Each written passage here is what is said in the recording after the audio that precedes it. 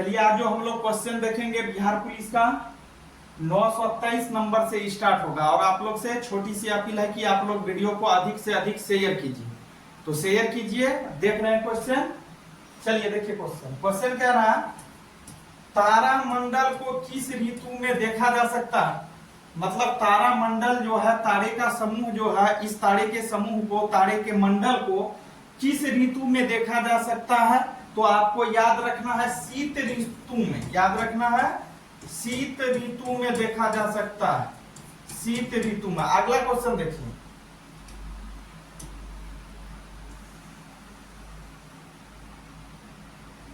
आगे क्वेश्चन दिया हुआ है कौन सा तारामंडल सर्वाधिक भक्तीय तारामंडल में से एक है।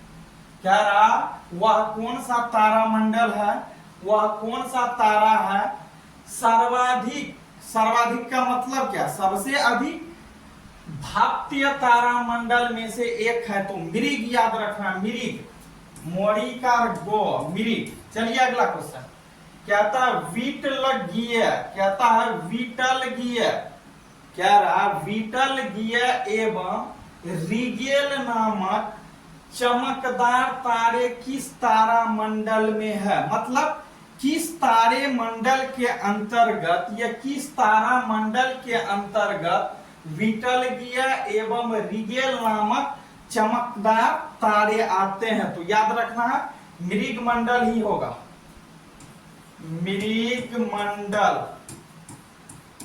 अगला देखिए कहता है सूर्य है एक, सूर्य क्या है, सूर्य एक बहुत बड़ा तारा। याद रखना सूर्य क्या है, सूर्य एक बहुत बड़ा तारा है। तो करेक्ट आंसर तारा हो जाएगा। आगे दिया किसी तारे का रंग किसके द्वारा निर्धारित होता है। अब क्या रहा, कोई तारा है या कोई तारे है, उस तारे का रंग जो होता है किसके द्वारा निर्धारित होता है। तो आपको याद रखना है ताप, ताप द्वारा, ताप द्वारा। आगे क्वेश्चन देखिए, आगे नंबर क्वेश्चन है वे तारे जिनका पृष्ठ ताप अत्यधिक ऊंच होता है उसका रंग होता है। कह रहा वे तारे जिनका पृष्ठ ताप अत्यधिक होता है, मतलब अत्यधिक ऊंच होता है, ज्यादा ऊंचा होता है, उसका रंग कैसा होगा, क्या होता है। तो नीला याद रखना है, इसका हो जाएगा नीला। लिखते चलिए आगे देखिए कहता जिन तारे का ताप अपेक्षाकृत निम्न होता है, निम्न मीन्स क्या होता है, कम होता है, निम्न मीन्स कम। तो कहता जिन तारे का ताप अपेक्षाकृत निम्न होता है मतलब कम होता है, उस तारे का रंग क्या होगा। तो याद रखना है लाल हो जाएगा। ऐसे तारे का रंग क्या होगा, लाल होगा। Correct answer. आगे देखिए कहता जिन तारे का ताप उच्च होता है उसका रंग होता है, मतलब जिस तारे का रंग ऊंच होता है, सॉरी जिस तारे का ताप ऊंच होता है, मतलब जिस तारे का ताप, जिस तारे में गर्मी सबसे अधिक होता है, ज्यादा पाया जाता है, ऐसे तारे का रंग कैसा होगा, ज्यादातर सफेद दिखेगा ऐसे तारा। याद रखना है सफेद। आगे देखिए, आगे दिया सूर्य के बाद पृथ्वी का सबसे निकटतम तारा कौन है। मतलब कहता है सूर्य के बाद पृथ्वी का सबसे निकटतम या सूर्य के बाद पृथ्वी का सबसे नजदीकी तारा कौन सा है। तो याद रखना है प्रोक्सिमा है, प्रोक्सिमा सेंटोरी। याद रखना ऐसे होगा प्रोक्सिमा सेंटरी, सेंटोरी। चलिए आगे देखिए, आगे क्वेश्चन दिया हुआ है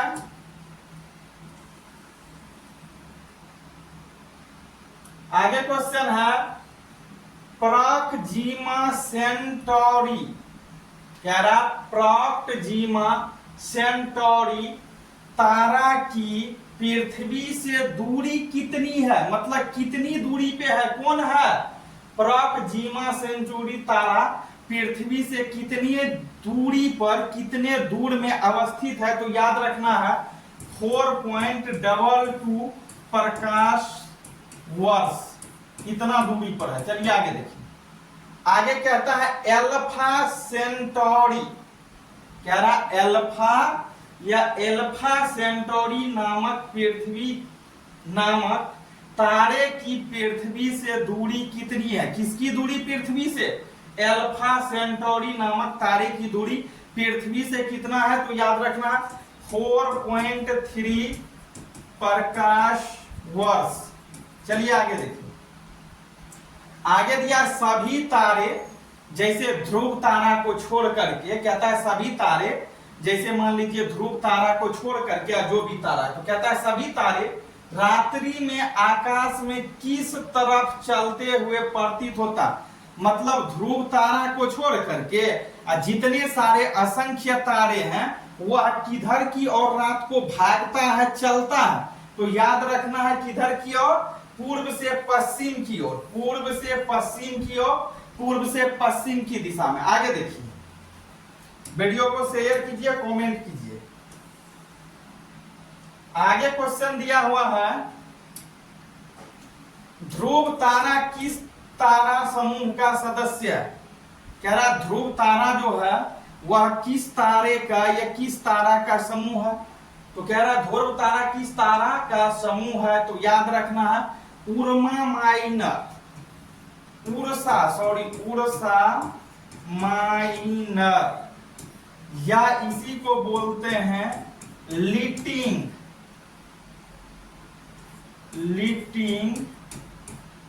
बियर इसका। चलिए आगे देखिए,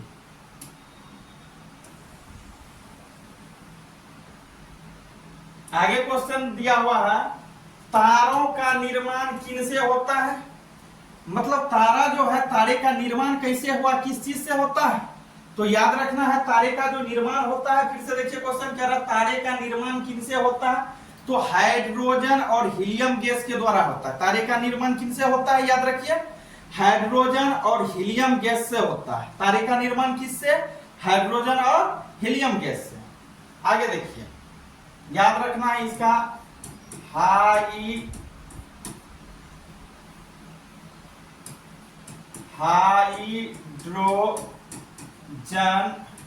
एवं हीलियम गैस से। आगे देखिए क्वेश्चन, आगे है तारों में उपस्थित होता है, मतलब में तारे में क्या क्या उपस्थित होता है? तो आपको याद रखना है हाइड्रोजन कितना प्रतिशत?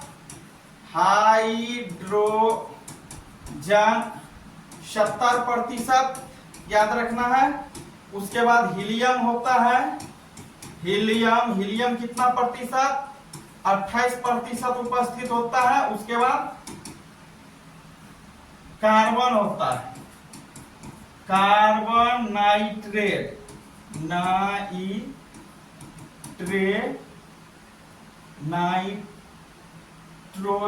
कार्बन नाइट्रोजन होता है, एवं नियॉन होता है, एवं नियॉन कितना परसेंट होता है? ये 1.5%, 1.5%। चलिए, लोह एवं भारी तत्व भी मिला होता है, लोह एवं भारी तत्व जो कितना होता है? 0.5%, मतलब 0 पॉइंट भी बोल सकते हैं। चलिए आगे देखिए, आगे दिया सूर्य कितने वर्षों बाद रक्त दानव तारा में बदल जाएगा? कहता है ये सूर्य जो है, यह सूर्य कितने वर्षों बाद, मतलब कितने वर्ष में या कितने वर्ष के बाद रक्त दानव तारों में बदल जाएगा, बिल्कुल रक्त के समान दिखेगा? तो 500 बिलियन वर्ष इसको लग जाएगा। कितना याद रखना है? 5000 मिलियन, 5000 मिलियन वर्षों लग जाएगा। आगे देखिए,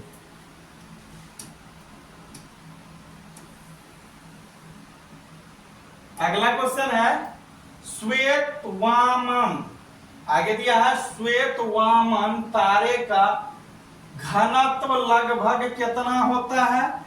तो इसका घनत्व जो होता है किसका? श्वेत वामन तारे का घनत्व जो होता है आपको 10,000 हो जाएगा किलोमीटर, केजी। 10,000 kg प्रति मीटर क्यूब। चलिए आगे देखिए। आगे दिया किस तारे के निकट श्वेतवामन तारा को देखा गया है। कहता वह कौन सा तारे है जिसके निकट श्वेतवामन तारा को देखा गया है। यह भविष्य में भी देख सकते हैं। तो सीरियस, याद रखना है, सीरियस तारे, सीरियस। आगे देखिए क्वेश्चन, कहता है दुग्ध मेखला, कहता है दुग्ध मेखला में न्यूट्रॉन तारों की संख्या लगभग कितनी होती है। तो देखना है कि दूध मेखला में न्यूट्रॉन तारों जो है, न्यूट्रॉन तारे जो है उनकी संख्या जो है लगभग पूछ रहा है। तो याद रखना है 10⁸ होता है। आगे देखिए, कहता है न्यूट्रॉन तारे का द्रव्यमान सूर्य के द्रव्यमान का 2 गुना तथा त्रिज्या का क्या हो जाएगा, लगभग हो जाएगा। आपका आंसर लगभग कितना गुना, 10 किलोमीटर, 10 km किलोमीटर होता है, याद रखना है, होता है। आगे देखिए, आगे क्वेश्चन दिया हुआ है कृष्ण छिद्र की परिकल्पना सर्वप्रथम किसने की। कह रहा है कृष्ण छिद्र की परिकल्पना सर्वप्रथम किसने की।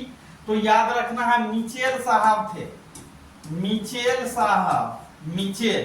चलिए आगे देख, कहता है कृष्ण छिद्र कैसा होता है। आप पूछ रहा है कि कृष्ण छिद्र जो होता है वह कैसा होता है, किस प्रकार का होता है। तो आपको याद रखना है ये अदृश्य होते हैं, अत्यधिक आकर्षक होते हैं, जिससे क्या होता है बल, जिससे बल प्रकाश भी पलायन नहीं कर सकता है, उसके गुरुत्वाकर्षण क्षेत्र को क्या कर देता है, ये केवल महसूस किया जा सकता है। फिर से ऐसे समझिए, कहता है कृष्ण छिद्र कैसा होता है। तो कृष्ण छिद्र जो होता है अदृश्य होता है, याद रखना है, अत्यधिक आकर्षक बल जिससे प्रकाश भी पलायन नहीं कर सकता, उसके गुरुत्वाकर्षण क्षेत्र को केवल महसूस किया जा सकता है। आपको आंसर में सिर्फ इतना ही रखना है, अदृश्य। या चलिए आगे क्वेश्चन दिया हुआ है गर्मी में दिखाई देने वाला तारामंडल कौन सा है।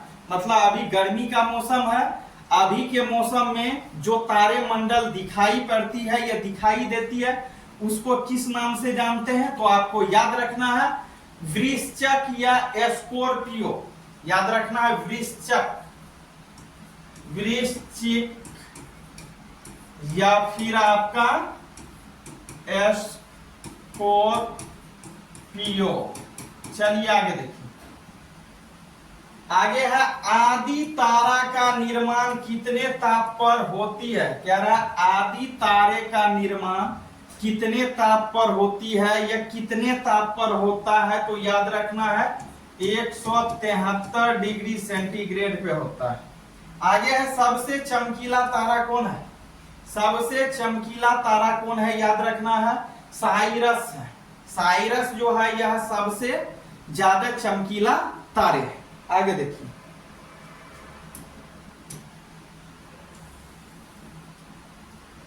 आगे क्वेश्चन दिया हुआ है सौर मंडल का सबसे अधिक गर्म ग्रह।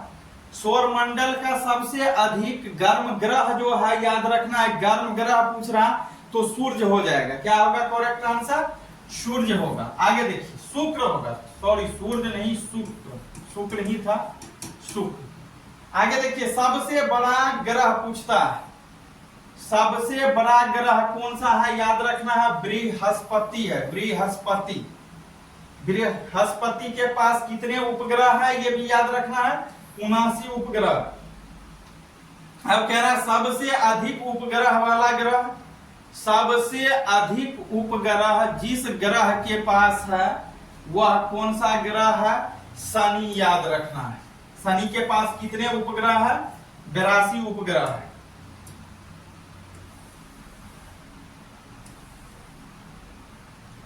आगे क्वेश्चन देखिए, आगे दिया हुआ है बादलों में मुख्यतः कौन सी गैस पाई जाती है? बादल जो होता है उस बादल में कौन सी गैस पाई जाती है मुख्यतः ज्यादा? तो आपको याद रखना हाइड्रोजन एवं हीलियम पाया जाता है, हाइड्रोजन और हीलियम। तथा ताप की बात हो तो कितना? 176 सेंटीग्रेड। कहता है तारों के अंदर संलयन अभिक्रिया के फलस्वरूप हाइड्रोजन का परिवर्तन हो जाता है। कहता है तारों के अंदर संलयन अभिक्रिया के फलस्वरूप हाइड्रोजन का कह रहा है परिवर्तन हो जाता है। किनमें होता है? हीलियम में परिवर्तन हो जाता है हाइड्रोजन का। आगे देखिए कह रहा चारों ओर वलय युक्त ग्रह कौन है? अब कह रहा चारों ओर वलय युक्त ग्रह कौन से हैं? तो आपको याद रखना है शनि है। कौन है? शनि। शेयर करते चलिए। चलिए आगे देखिए, आगे क्वेश्चन दिया हुआ है सूर्य के बाहरी दृश्य भाग का ताप करीब होता। कह रहा है सूर्य के बाहरी दृश्य भाग का ताप करीब होता है। कितना होता है? 6000 सेंटीग्रेड होता है, 6000 सेंटीग्रेड। आगे कह रहा बुध सूर्य की परिक्रमा करता है। बुध सूर्य की जो परिक्रमा करता है कितने दिन में? 88 दिन में करता है, याद रखना है। और पृथ्वी का ये कितना दिन में करता है? पृथ्वी का 27.3 दिन में ये पृथ्वी का करता है। चलिए आगे देखिए, कहता है प्रथम कृत्रिम उपग्रह कौन था? प्रथम कृत्रिम उपग्रह जो था वह था आर्यभट्ट, याद रखना आर्यभट्ट। आगे देखिए, कहता हाली पुच्छल तारा कितने वर्षों बाद दिखाई देता? कह रहा है हाली पुच्छल तारा कितने वर्ष के बाद दिखाई पड़ते हैं? कितने वर्ष के बाद दिखाई देंगे? तो याद रखना है 76 वर्षों के बाद, 76 वर्षों में ही ये दिखाई देगा। आगे देखिए क्वेश्चन, आगे क्वेश्चन दिया हुआ है पृथ्वी के केंद्र का ताप लगभग कितना गुना है? पृथ्वी के केंद्र का ताप पूछ रहा है लगभग कितना गुना है। तो पृथ्वी के केंद्र का ताप जो है या तापमान जो है लगभग कितना है? 4000 सेंटीग्रेड। वायुमंडलीय दाब कितना? 37 लाख गुना। चलिए आगे देखिए, आगे है भारत के लिए अत्यंत उपयोग। कहता है भारत के लिए अत्यंत उपयोग अपारंपरिक ऊर्जा स्रोत क्या है? तो सौर ऊर्जा, याद रखना हो जाएगा सौर ऊर्जा। चलिए इससे आगे जो क्वेश्चन देखेंगे हम लोग कल देखेंगे, इससे आगे क्वेश्चन होगा। और आप लोग क्या कीजिए कि वीडियो को लाइक और शेयर ज्यादा कीजिए। शेयर नहीं करते हैं, यही दिक्कत है, शेयर कीजिए। तो मिल रहे हैं पुनः कल। तो ये टोटल को आप लोग को देखना है, रिवीजन करते रहना है। आप लोग रिवीजन नहीं करते हैं, दिक्कत है, बार बार रिवीजन कीजिए। सेट लगाइए, क्वेश्चन देखिए, सेट लगाइए, बुक भी खोलिए, बनाते रहिए।